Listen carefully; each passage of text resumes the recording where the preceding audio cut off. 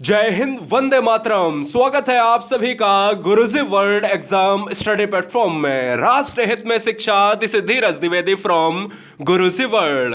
दोस्तों, आज का यह वीडियो जीके टॉप 1000 क्वेश्चंस पर प्रथम ऐसा वीडियो होगा जिसमें हम पार्ट 1 में 50 चुनिंदा क्वेश्चंस को देखेंगे मानचित्र के साथ। आप सभी को पता है कि पूरे वीडियो में मानचित्र को यहां पर सटीकता से विवेचन किया जाता है।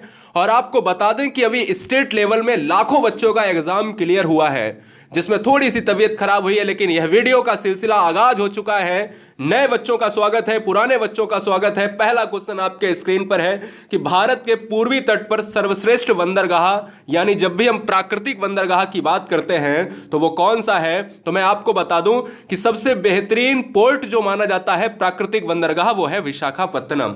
अब ध्यान दीजिएगा, ये विशाखापत्तनम पार्ट ऑफ आंध्र प्रदेश, आंध्र प्रदेश का एक ऐसा पार्ट है जो सबसे गहरे स्थलों में शुमार है। यानी विशाखापत्तनम देश का सर्वश्रेष्ठ प्राकृतिक बंदरगाह तो है, लेकिन यह देश का सबसे गहरा बंदरगाह भी है। अगर कल को क्वेश्चन ये पूछा जाए कि भारत का सबसे गहरा पोर्ट कौन सा है, तो विशाखापत्तनम। कहां से है?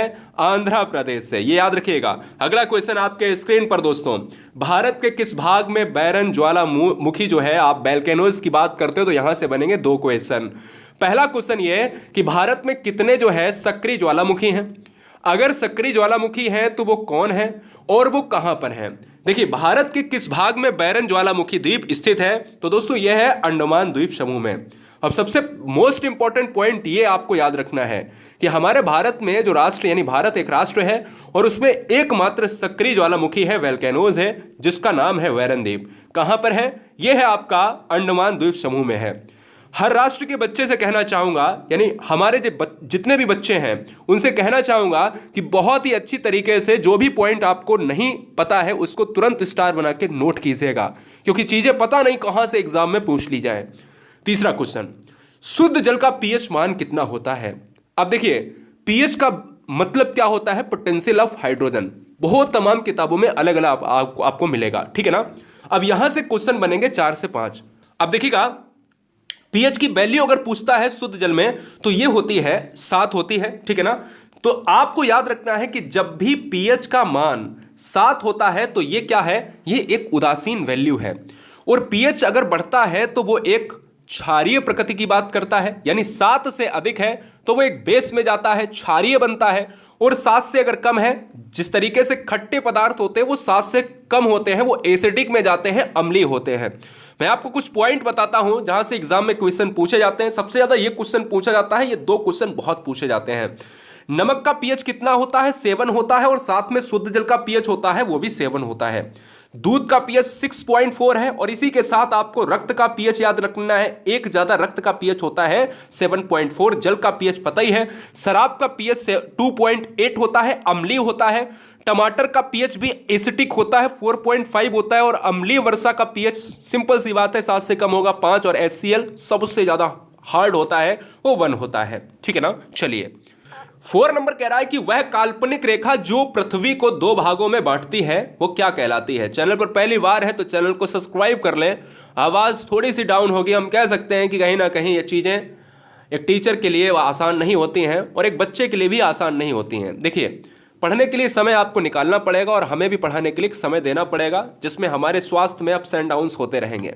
फिलहाल 4 नंबर का जो आंसर जाएगा दोस्तों, वो जाएगा ऑप्शन नंबर ए के साथ, भूमध्य रेखा के साथ। भूमध्य रेखा का मतलब क्या होता है मैं आपको बता देता हूं। सिंपल भाषा में अगर पृथ्वी को 2 भागों में बांटा जाए तो उसको अगर हम 0 डिग्री हम यहां पर डिनोट करेंगे तो वही हमारा विषुवत रेखा, इक्वेटर या भूमध्य रेखा कहलाती है।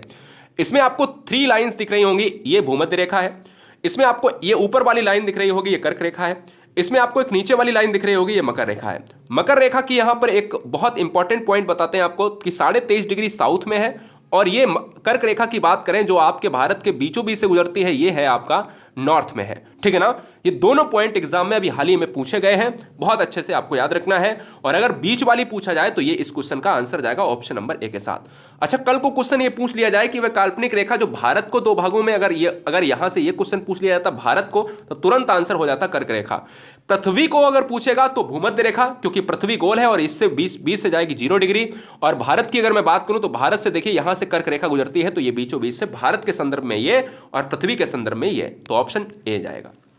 निम्नलिखित में कौन सा अभ्यारण्य जंगली हाथियों के लिए प्रसिद्ध है?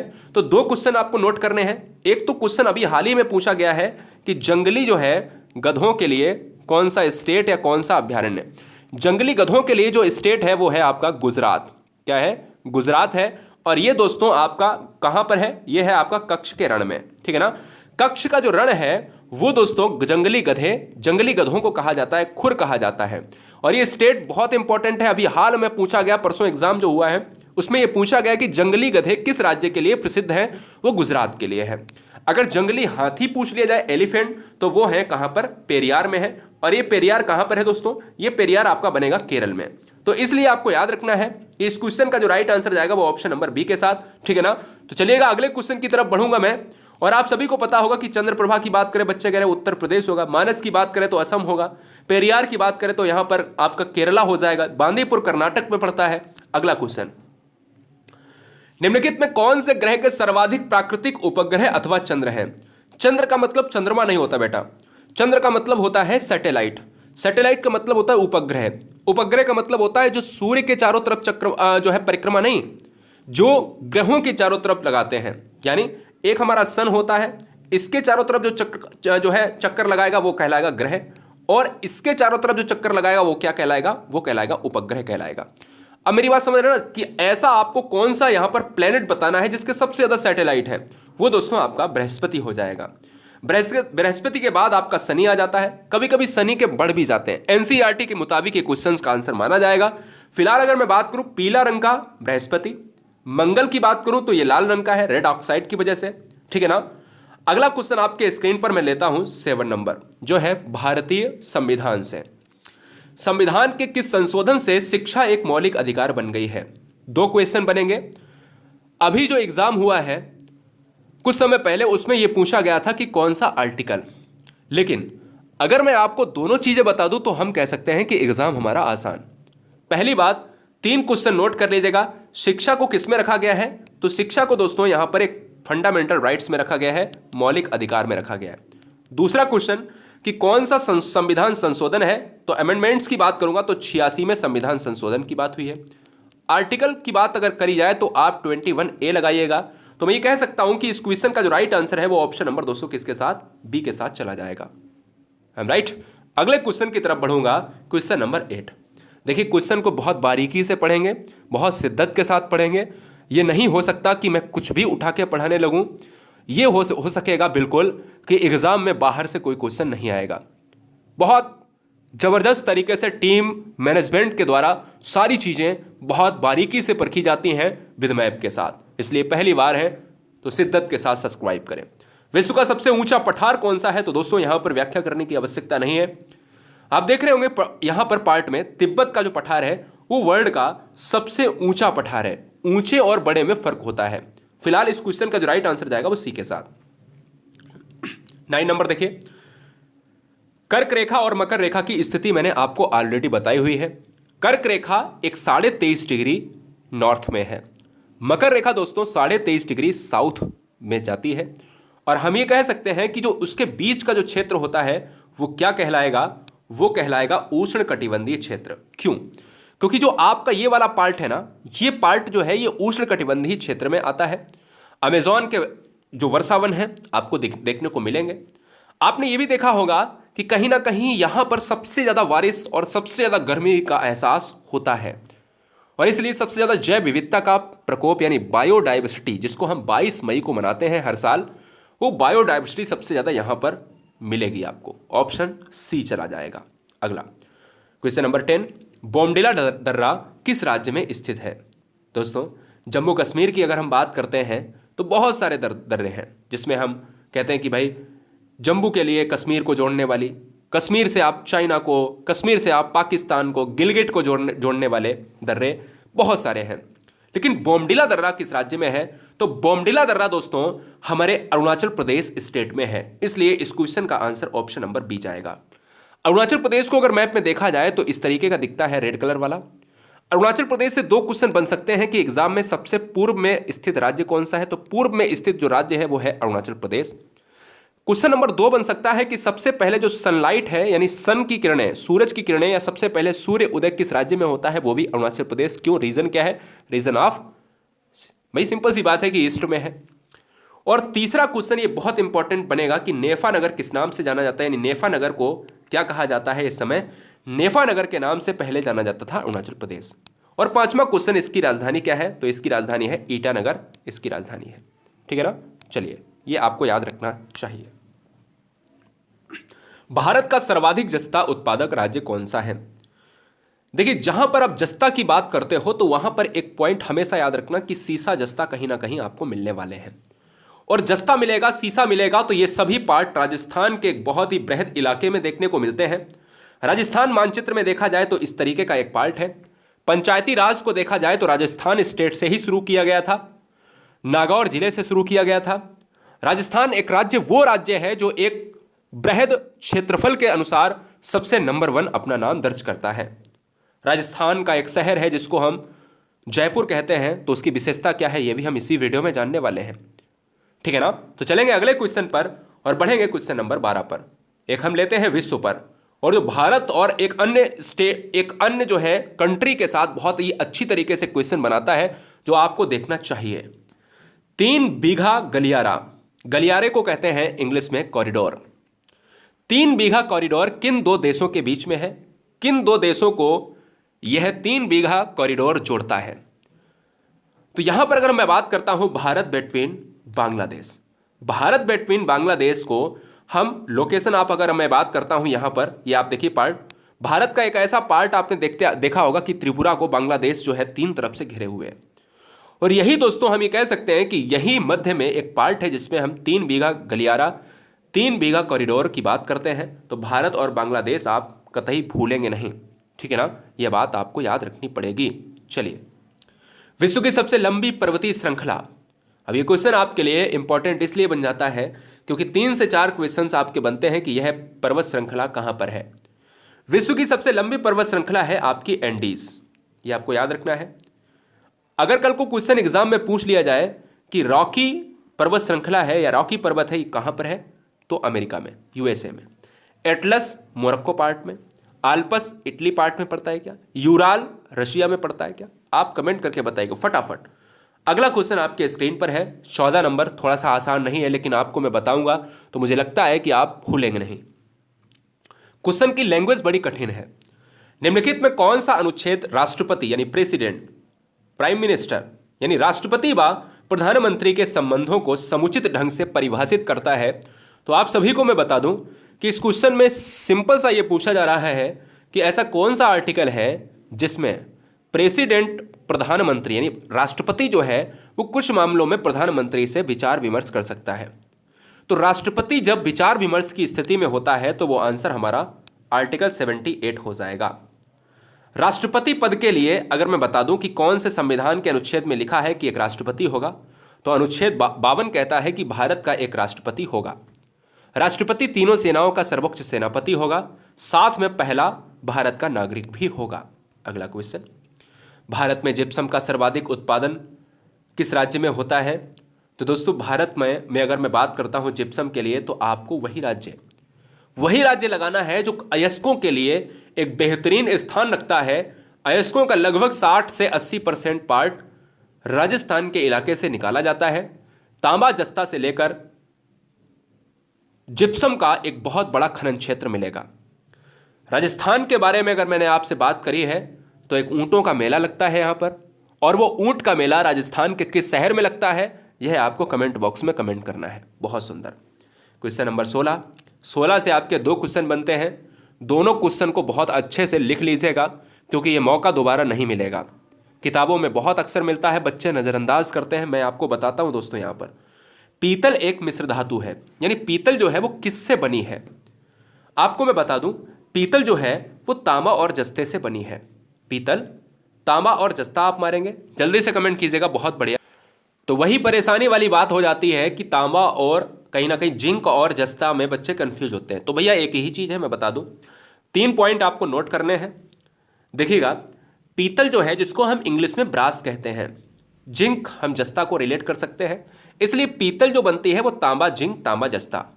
कांसा जो बनता है वो तांबा और टिन, और सोल्डर जो बनता है वो सीसा और टिन। इसमें बहुत इंपॉर्टेंट तीनों ये पार्ट हैं, एग्जाम पॉइंट ऑफ व्यू से इंपॉर्टेंट नहीं, वेरी वेरी मोस्ट इंपॉर्टेंट है। दोस्तों मैं बता दूं, कोई भी मिश्र धातु होती है वो तभी मिश्र धातु बनती है जब एक या एक से अधिक या दो से अधिक धातुएं मिलती हैं।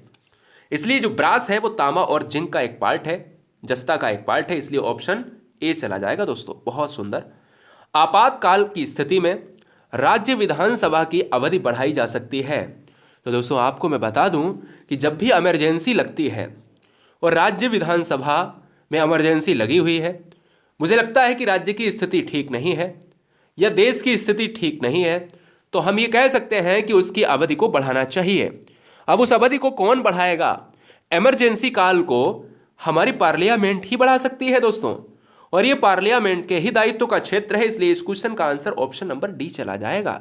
संसद का निर्माण अगर एग्जाम में पूछा जाए कि किस तरीके से होता है, तो संसद का निर्माण होता है लोकसभा प्लस राज्यसभा प्लस भारत का प्रेसिडेंट यानी राष्ट्रपति। तो जब ये 3 मिलेंगे तभी कहीं ना कहीं क्या बनेगी? एक पार्लियामेंट बनेगी दोस्तों। ये बहुत इंपॉर्टेंट पॉइंट पूछा जाता है एग्जाम में, तो इसको नोट कर लें। अगला, वायुमंडल में प्रकाश के विसरण का कारण क्या है? तो आपको मैं बता दूं कि जो एटमॉस्फेयर में जो प्रकाश फैलता है, इसका विसराव होता है, इसका बिखराव होता है। तो मैं आपको बता दूं कि वायुमंडल में जो एटमॉस्फेयर है हमारा, उसमें धूल कण की वजह से यह विसरण होता है। ये क्वेश्चन एग्जाम में बहुत पूछा गया है। अगर वायुमंडल में अगर मैं बात करता हूं सबसे ज्यादा गैसेस में अगर देखा जाए तो गैस सबसे ज्यादा कौन सी है? तो गैस दोस्तों है आपकी नाइट्रोजन है। नाइट्रोजन में कौन सी है? 78% है, यह भी आपको याद रखना है। नाइट्रोजन मतलब कितना परसेंट है? 78%। और सेकेंड नंबर पर कौन सी है? तो 21% के साथ साथ हमारी क्या हो जाएगी? ऑक्सीजन हो जाएगी। अगला, गुलाबी नगर यानी पिंक सिटी, या 3 क्वेश्चन बनेंगे। गुलाबी नगर इंग्लिश में पिंक सिटी, तथा पूर्व का पेरिस किसे कहा जाता है? बहुत आसान है। अगर मैं बच्चों से एक क्वेश्चन पूछ देता कि पूर्व का पेरिस किसे कहा जाता है, बच्चे कंफ्यूज हो जाते हैं। लेकिन अगर मैं कह दूं कि पिंक सिटी, तो लगभग 100% में 100% बता सकते हैं कि पिंक सिटी कहा जाता है जयपुर को। आखिर ये क्यों कहा जाता है? क्या वहां पर जो है पिंकिस के सामान मिलते हैं, या मैं कह सकता हूं दोस्तों पिंक कलर के वहां पर जो है फल लगते हैं, या मैं कह सकता हूं कि पिंक कलर के जो है लोग रहते हैं? ऐसा नहीं है। गुलाबी नगर इसलिए कहा जाता है जयपुर को, ये पार्ट ऑफ राजस्थान की बात हो रही है। जयपुर में आपने देखा होगा यहां पर इसकी इमारतों को, इमारतें जो बनी हैं वो पत्थरों से बनी हैं। तो जयपुर में जितने भी इमारतें बनी हुई हैं उसमें लाल पत्थर का, गुलाबी पत्थर का निर्माण हुआ है, यानी गुलाबी पत्थर का प्रयोग हुआ है, इसलिए इसको पूरा जयपुर पिंक दिखता है ऊपर से अगर तस्वीरों को लिया जाए।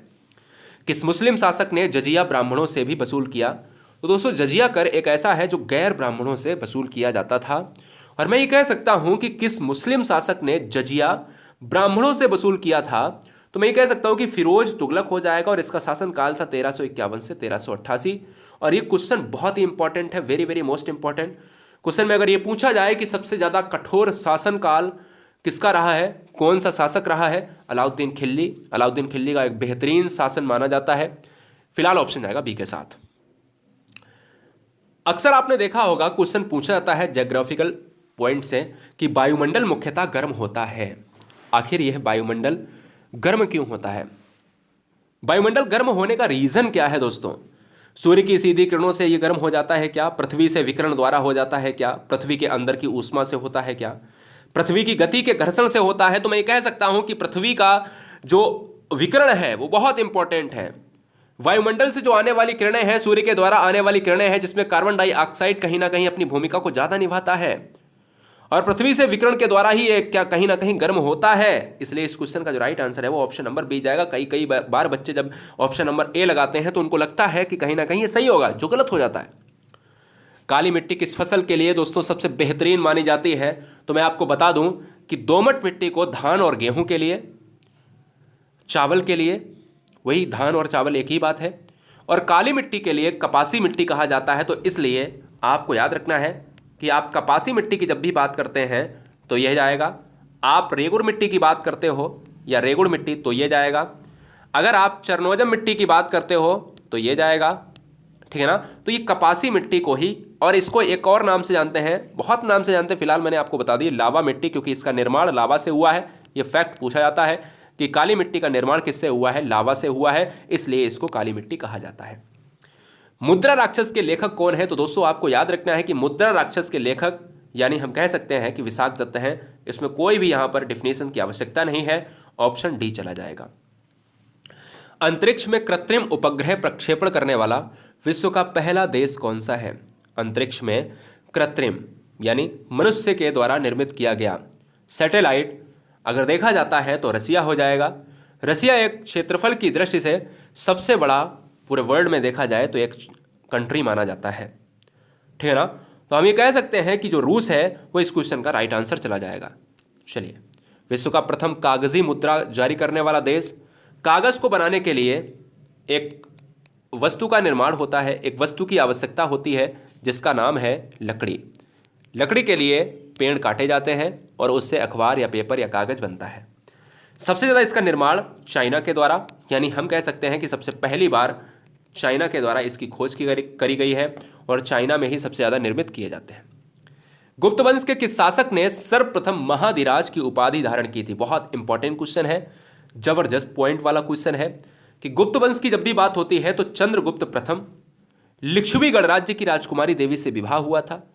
319 से 335 तक इनका शासन रहा और महाराजाधिकार के नाम से जानने वाले चंद्रगुप्त प्रथम ये माने जाते हैं। चित्र में देख रहे हैं, आंसर ये हो जाएगा। अगला, विश्व की सबसे बड़ी जहाज रानी नहर कौन सी है दोस्तों? तो आपको मैं बता दूं ये क्वेश्चन इंपॉर्टेंट है, बहुत आसान भी है।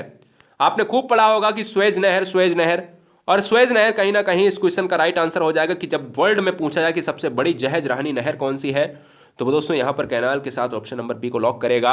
यानी ये चित्र में आप जितना भी रेड का इलाका देख रहे हैं ये कहीं ना कहीं इस पार्ट को इंगित करता है। अगला, ये सभी बच्चों को आना चाहिए क्योंकि इस क्वेश्चन को ज़्यादा डीप में नहीं पूछा है। दिल्ली के लाल किले से क्वेश्चन है, दिल्ली के लाल किले का निर्माण किस मुगल सम्राट ने करवाया था? तो दोस्तों मैं बता दूं कि दिल्ली के लाल किले का निर्माण जो मुगल सम्राट ने करवाया था वो था शाहजहां। शाहजहां ने करवाया था। तो इस क्वेश्चन का जो राइट आंसर जाएगा वो ऑप्शन नंबर सी के साथ जाएगा। अकबर ने, एक क्वेश्चन यहां से बनता है कि दीन ए इलाही धर्म की स्थापना किसने करी थी? तो दीन ए इलाही धर्म की स्थापना किसने करी थी? अकबर ने। अकबर की अगर मैं बात करता हूं तो दोस्तों यह एक अनपढ़ शासक था और इसकी मृत्यु कहीं ना कहीं पेचिश यानी अतिसार से हुई थी। ये क्वेश्चन भी पूछ लिया गया कि अकबर की मृत्यु का रीजन क्या था, अतिसार या पेचिश। सुंदरवन के जंगल को क्या कहा जाता है? सुंदरवन दोस्तों एक है पार्ट पश्चिम बंगाल का, वेस्ट बंगाल का, जिसमें बंगाल टाइगर रहते हैं। तो क्वेश्चन में जब पूछा जाए कि बंगाल टाइगर कहाँ के प्रसिद्ध टाइगर हैं तो वो है पश्चिम बंगाल के। गलती से मध्य प्रदेश मत मार देना। जब पूछा जाए कि सबसे ज़्यादा टाइगर कहाँ पर है या टाइगर स्टेट, तब आप मध्य प्रदेश मारेंगे। रॉयल टाइगर कहाँ पर? तो बंगाल टाइगर, रॉयल टाइगर ये पश्चिम बंगाल के हैं। तो ये सुंदरवन डेल्टा, ये सुंदरवन जंगलों में या मैग्रोव की बात करते हैं दोस्तों। तो इस क्वेश्चन का राइट आंसर जाएगा बी के साथ। और ये वाला पार्ट है दोस्तों। और मैं आपको बता दूं कि सुंदरवन नेशनल पार्क आपको दिख रहा होगा, ये ग्रीन वाला पार्ट है, ठीक है ना। चलेंगे, किस राज्य में सबरीमाला मंदिर स्थित है दोस्तों? तो मैं कह दूं कि टेम्पल जो है सबरीमाला मंदिर काफ़ी चर्चित रहता है, हर साल चर्चित रहता है। और ये आप पार्ट देख रहे होंगे केरल का। और ये केरल एक ऐसा पार्ट है जहां पर साक्षरता बहुत अच्छी है। अच्छा, साक्षरता कितनी है केरल में? बच्चे कमेंट कीजिएगा। साक्षरता बहुत अच्छी है। केरल की बात करता हूं तो पेरियार अभ्यारण्य केरल में ही है। केरल में अगर मैं बात करता हूं तो सबसे ज़्यादा जैव विविधता केंद्र शांति घाटी, जिसको हम मूक घाटी का नाम देते हैं, शांति घाटी कहां पर है? केरल में है। अगला पॉइंट, 500 से अधिक देसी रियासत या रजवाड़े भारत में शामिल नहीं थे।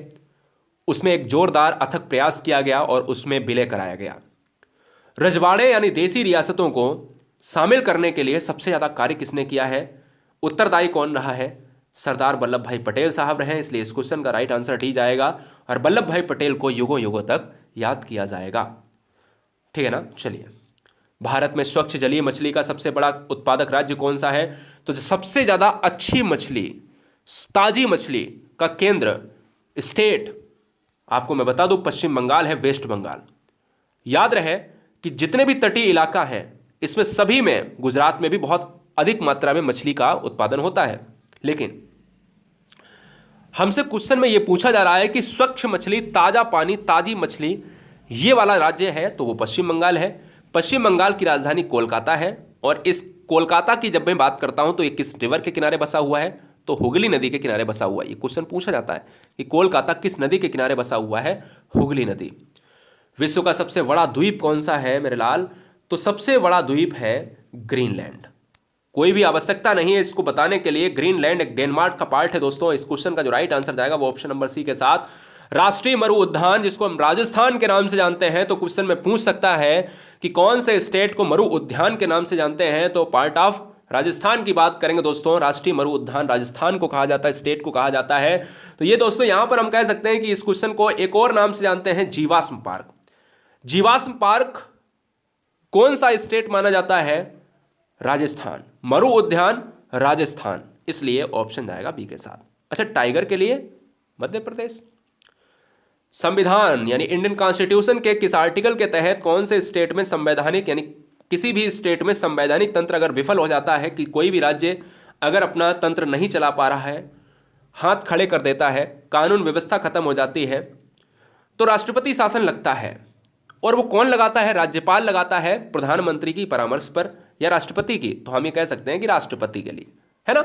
और राज्यपाल लगाता है तो हम ये कह सकते हैं कि 3 आर्टिकल आपको याद रखने हैं कि 352, 356 मैंने ऑलरेडी बताया है, और 360। 360 में वित्तीय आपात, 356 में राष्ट्रपति शासन, और 352 में राष्ट्रीय आपात। राष्ट्र पर संकट 352, राज्य पर संकट तो 356 यानी राष्ट्रपति शासन। राज्य पर संकट आएगा तो राष्ट्रपति शासन लगेगा, याद रखिए। और वित्तीय आपात यानी आर्थिक संकट होगा तो 360 वित्तीय आपात लगेगा। बैनगंगा किसकी सहायक नदी है? पैनगंगा किसकी सहायक नदी है? तो जब बैनगंगा और पैनगंगा पूछा जाए तो यह गोदावरी हो जाएगा, वृद्धगंगा के साथ चला जाएगा दोस्तों।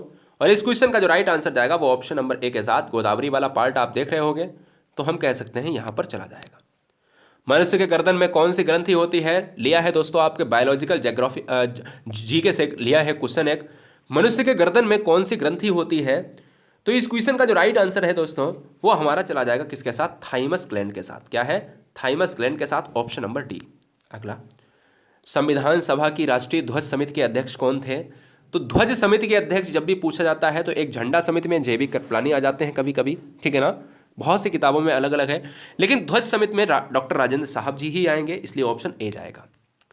भारत में अंग्रेजी शिक्षा की शुरुआत जब इंग्लिश लैंग्वेज, इंग्लिश चीज़ें, ब्रिटिश लैंग्वेज, ब्रिटिश इंग्लिश, इस तरीके की जब भी बात हुई है तो लाल डलहौजी का कार्यकाल आप जानते हो, रेलवे के लिए जाना जाता है, हड़प नीति के लिए जाना जाता है, डॉक्ट्राइन के लिए जाना जाता है, डॉक्ट्राइन ऑफ लैप्स के लिए जाना जाता है। और दोस्तों हम कह सकते हैं कि अंग्रेजी शिक्षा की शुरुआत करने वाले लॉर्ड मैकाले हैं, इसलिए ऑप्शन सी को लॉक किया जाएगा। हम कह सकते हैं सी को कहीं ना कहीं लॉक करेंगे। भारत के पश्चिमी समुद्री तट पर वर्षा किस मानसून से होती है? तो मैं आपको बता दूं कि पश्चिमी समुद्री तट पर वर्षा जो होती है वो हमारे भारत में, देखिएगा, भारत की एक वर्षा जो होती है ना, इस क्षेत्र से और इस क्षेत्र से, पश्चिमी समुद्री तट से होती है, वो होती है दक्षिण पूर्व की। पश्चिमी समुद्री तट का मतलब है ये वाला, और ये होती है दक्षिणी पूर्व की तट की बात करता है जब भी हमारा मानसून लौटता है दोस्तों। कई बार इस क्वेश्चन को बहुत अलग तरीके से देखा जाता है और कई बार एग्जाम में इस क्वेश्चन को पूछा जाता है। अच्छा, एक क्वेश्चन अभी हाल ही में एग्जाम में हुआ है कि ये वाला जो इलाका है ये क्यों यहाँ पर वर्षा नहीं होती है? तो यहाँ पर इसलिए वर्षा नहीं होती क्योंकि यह जाता है रेन, यानी हम कह सकते हैं इसको शुष्क क्षेत्र में। और शुष्क क्षेत्र क्या है? शुष्क क्षेत्र वो है दोस्तों जो हम कह सकते हैं यहाँ पर क्या है, एक वृष्टि छाया प्रदेश है। और वृष्टि छाया प्रदेश वो पार्ट है जहाँ पर हवाओं का उत्खनन ना होकर वहाँ पर मानसून ना पहुँच पाना। अगला क्वेश्चन, भारत का नेपोलियन कहा जाता है? तो भारत का नेपोलियन समुद्रगुप्त को कहा जाता है, इसलिए इस क्वेश्चन का आंसर सी चला है। निम्नलिखित में किसे शुक्र कहते हैं? शुक्र ग्रह कहते हैं, यानी ये क्वेश्चन भी है दोस्तों, क्या बात है, मतलब इंग्लिश में पूछ लिया आपसे, हिंदी में क्वेश्चन है और इसका इंग्लिश में रूपांतरण पूछ रहा है कि भैया कि शुक्र ग्रह तो पृथ्वी की बहन है। क्वेश्चन में ये पूछा जाता है कि पृथ्वी की जो सिस्टर है वो किसे कहा जाता है, यानी अर्थ सिस्टर किसे कहा जाता है? तो अर्थ सिस्टर कहा जाता है यहाँ पर वीनस को कहा जाता है। शुक्र को कहा जाता है, इसलिए इस क्वेश्चन का राइट आंसर जाएगा ऑप्शन नंबर सी के साथ। अब प्लूटो को ग्रहों में नहीं रखा गया है। कुचिपुड़ी नृत्य किस राज्य में संबंधित है, यानी किस राज्य से संबंधित है? कुचिपुड़ी बहुत आसान है, आंध्र प्रदेश हो जाएगा। आंध्र प्रदेश का एक क्वेश्चन मैंने आपको ऑलरेडी बताया है कि आंध्र प्रदेश विशाखापत्तनम एक ऐसा पोर्ट है, विशाखापत्तनम एक ऐसा पोर्ट है जो आंध्र प्रदेश का है, जो सबसे गहरा है और सबसे नया प्राकृतिक बंदरगाह है। आंध्र प्रदेश सबसे पहले भाषा के आधार पर अलग हुआ था और आंध्र प्रदेश तेलंगाना से भी 2014 में अलग हुआ है। हिंद महासागर में स्थित सबसे बड़ा द्वीप कौन सा है? PIMP पॉइंट है, इस क्वेश्चन को नोट किया जाए, आपसे उम्मीद है इस क्वेश्चन को नोट करेंगे। हिंद महासागर में स्थित सबसे बड़ा द्वीप है मेडागास्कर, यानी ऑप्शन जाएगा किसके साथ? ए के साथ। चैनल को आप सब्सक्राइब कर लें राष्ट्र हित में, और देखिएगा बहुत से परिवारों ने, बहुत सी बहनों ने, बहुत से भाइयों ने वीडियो को लाइक नहीं किया है। PDF एंड क्वेश्चंस के लिए आप सर्च करिएगा गुरुजी वर्ल्ड, GURUJI एक स्पेस WORLD, ये आप सर्च करोगे तो आपको गुरुजी वर्ल्ड का टेलीग्राम लोगो ऐसा मिल जाएगा ग्रीन कलर का, तो आप जल्दी से वहाँ पर ज्वाइन हो जाएं। जबड़े में होती है दोस्तों सर्वाधिक प्रबल अस्थि जो होती है वो जबड़े की होती है, ठीक है ना। आपको मैं बता दूं कि कई बार हमारा जबड़ा टूट भी जाता है, इतना मजबूत होने के बावजूद। क्यों टूट जाता है? क्योंकि जब भी हम भयानक एक्सीडेंट से गुजरते हैं तो इसके ऑपरेशंस होते हैं। ऑपरेशंस तभी होते हैं क्योंकि जबड़े टूट जाते हैं। अफ्रीका महाद्वीप की सबसे बड़ी झील कौन सी है? तो दोस्तों ये हो जाएगा विक्टोरिया झील है, इसलिए उस क्वेश्चन का राइट आंसर सी। मंगल की परिक्रमा करने वाला सबसे प्रथम एशियाई देश कौन सा है? एशिया में सबसे पहला देश है जो मंगल पर गया है वो है भारत। मैं आपको बता दूं एशिया जो है पूरे वर्ल्ड में एक ऐसा कॉन्टिनेंट्स है जो सबसे ज़्यादा जनसंख्या का प्रतिनिधित्व करता है। प्रतिनिधित्व में 7 कॉन्टिनेंट्स, यानी पूरे वर्ल्ड में कितने कॉन्टिनेंट्स हैं? 7 कॉन्टिनेंट्स हैं, महाद्वीप हैं और 5 महासागर हैं। महाद्वीप को कहा जाता है, जल्दी से बताइएगा, पेंजिया, और महासागर को पैथालासा। वातावरण की वह परत जो रेडियो तरंगों को परिवर्तित करती है वो दोस्तों है आयन मंडल। आयन मंडल है। और ट्रोपोस्फियर जो होती है ये है क्षोभ मंडल, जिसमें आपके वर्षा तूफान है। स्ट्रेटोस्फियर होती है, समताप मंडल होती है, जिसको हम दूसरी परत कहते हैं समताप मंडल, जिसमें ओजोन परत होती है और हमारे हेलीकॉप्टर्स उड़ते हैं। मीजोस्फियर को मध्य मंडल कहा जाता है, मध्य मंडल जिसमें उल्का पिंड नष्ट होते हैं, और ये कहीं ना कहीं एक ठंडी है। थर्मोस्फीयर की जब भी हम बात करते हैं आप सभी जानते होंगे, है ना, तापीय के लिए जाना जाता है। अच्छा, एक्सोस्फीयर की जब भी बात करते हैं, अच्छा एक आयनोस्फीयर यहाँ पर नहीं दिखाया गया, आयनोस्फीयर को कहा जाता है आयन मंडल जो रेडियो तरंगों के लिए। सेकंड लास्ट, संविधान निर्माण करने वाला प्रथम देश कौन सा है? तो संविधान को निर्माण करने वाला अमेरिका है, USA है। राजधानी कैपिटल है वॉशिंगटन DC। आज का ये क्वेश्चन यहाँ पर समाप्त होता है, आगे की सीरीज आपको मिल जाएगी, बहुत शिद्दत के साथ पढ़िएगा। जावा और सुमात्रा द्वीप किस देश में है? तो आपको मैं बता दूं इंडोनेशिया, यानी part of option number C Indonesia के साथ। अच्छा, इंडोनेशिया की राजधानी क्या है? कमेंट कीजिएगा। 50 क्वेश्चन को बहुत ही आराम से, बहुत ही जबरदस्त तरीके से पढ़ने के लिए आपका दिल से धन्यवाद। आप सभी के माता पिता को मेरा इनकलाब जिंदाबाद। और आपको टाइम का पता भी नहीं चला होगा कि मानचित्र के साथ किस तरीके से हमने चीज़ों को बहुत ही अच्छी तरीके से जोड़ा है। चैनल पर गुरुजी वर्ल्ड एग्जाम स्टडी पर नए हैं उन सभी बच्चों को बताएं, अपने परिवारों को, ज़्यादा से ज़्यादा लोगों को जोड़िएगा कि गुरुजी वर्ल्ड एग्जाम स्टडी आपके एग्जाम में एक फतेह हासिल करने वाला है। Love you guys, thanks for watching video Guruji world exam study. जय हिंद, वंदे मातरम, इनकलाब जिंदाबाद।